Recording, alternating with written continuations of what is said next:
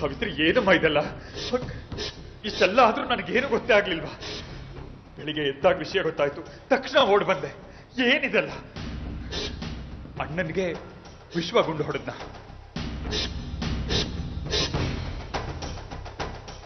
ನೀಚ ಕಳ್ಳನ ತರ ಬಂದು ನನ್ ಕೋಣೆ ಒಳಗಡೆ ಸೇರ್ಕೊಂಡಿದ್ದ. ನನ್ ಮಲ್ಗಕ್ಕೆ ಅಂತ ಹೋದಾಗ ನನ್ ಮೇಲೆ ಬಿದ್ದ. ವಿಶ್ವ ಹೀಗೆಲ್ಲ ಮಾಡಿದ್ನ? ಇಲ್ಲ, ಇಲ್ಲೇನೋ ಅಪಾರ್ಥ ಆಗಿದೆ.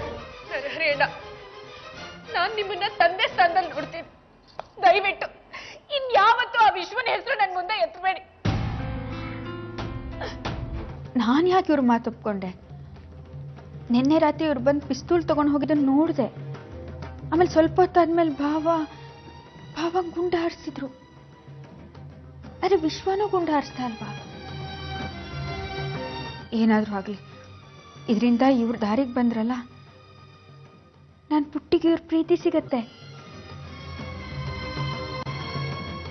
ಪ್ರೀತಿ ಹೀಗೆಲ್ಲ ಸಿಗತ್ತಾ? ನಾಳೆ ಏನಾದ್ರೂ ಪಾವಾಗ ಹೆಚ್ಚು ಕಮ್ಮಿ ಆದ್ರೆ ಪಾವನ್ ಕೃಪೆಯಿಂದಾನೆ ನಾನಿವತ್ತು ಈ ಮನೇಲಿದ್ದೀನಿ. ಅವ್ರೊಬ್ರು ಇರ್ಲಿಲ್ಲ ಅಂದ್ರೆ ನನ್ ಬಗ್ಗೆ ಏನಾಗಿ ಹೋಗ್ತಿತ್ತು.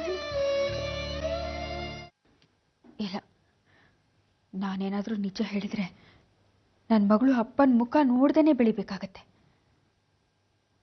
ಅಲ್ಲಿ ನಿಜ ಹೇಳಿ ನಾನು ಏನ್ ಸಾಸ್ದಂಗಾಯ್ತು? ಪರಶುರಾಮಣ್ಣಂಗೆ ಡಾಕ್ಟ್ರು ನಂಬರ್ ಬೇಕಂತೆ. ಯಾಕೆ? ಅವ್ರಿಗೆ ಯಾಕಂತೆ? ಅದೇನೋ ಗೊತ್ತಿಲ್ಲ, ನಂಬರ್ ಇಸ್ಕೊಂಬ ಅಂತ ಅಂದ್ರು. ಒಂದ್ಸಲನು ಹಾಸ್ಪಿಟಲ್ಗೆ ಬಂದು ನೋಡ್ಕೊಂಡು ಹೋಗದೆ ಇರೋರ್ಗೆ ನಂಬರ್ ಯಾಕಂತೆ? ಕೊಡಲ್ಲ ಅಂತ ಹೇಳು.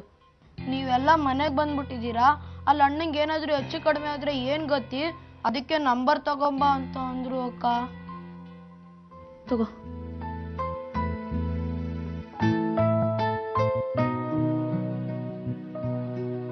ಇಲ್ಲಿ ನರಸಿಂಹರಾವ್ ಸಾಹೇಬ್ರು ಎಲ್ಲೋರವ?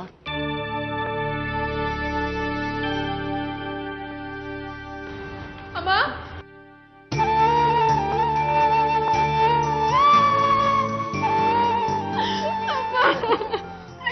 ಯಾಕಮ್ಮ ಹೀಗಾಯ್ತು? ಅವ್ರು ನಮ್ಮನ್ನೆಲ್ಲ ಮರ್ತು ಮಲಗ್ ಬಿಟ್ಟಿದಾರಮ್ಮ.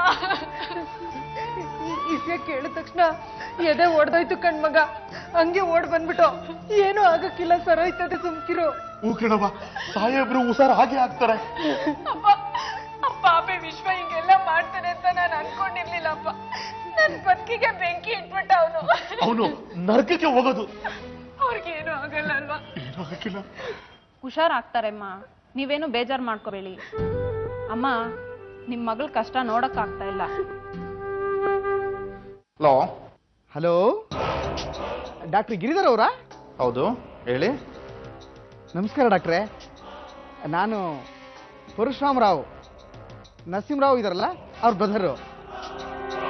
ನಮ್ಮ ಅಣ್ಣ ಯಾತ್ರೆಗೆ ಹೊರಟಿದಾರೋ ಹೇಗೆ ಅಂತ. ಅಂದ್ರೆ ನಮ್ಮ ಅಣ್ಣ ಉಳಿತಾರೋ ಇಲ್ವೋ ಅಂತ ಕೇಳಿದೆ. ಕನ್ಸರ್ನ್ ಈಗಲೇ ಏನು ಹೇಳೋಕ್ಕಾಗಲ್ಲ ಸರ್. ನಮ್ಮಲ್ಲಿರೋ ಎಲ್ಲ ಟೆಕ್ನಾಲಜಿನ ಉಪಯೋಗಿಸ್ತಾ ಇದ್ದೀವಿ. ಅವ್ರ ಆರ್ಗನ್ಸ್ ರೆಸ್ಪಾಂಡ್ ಮಾಡಿ ಕೋಮದಿಂದ ಹೊರಗೆ ಬಂದರೆ ಅವ್ರು 100 ವರ್ಷ ಬೇಕಾದರೂ ಬದುಕ್ತಾರೆ. ಹಿಂದೊಂದಿನ ತಪ್ಪಿ ನೀವೇ ನನ್ನ ಮುಖ ಕುಂಕುಮ ಎರಚಿದ್ರಿ. ಹಾಗದು ನನ್ನ ತಪ್ಪಿಂದನೇ ಆಗಿತ್ತು.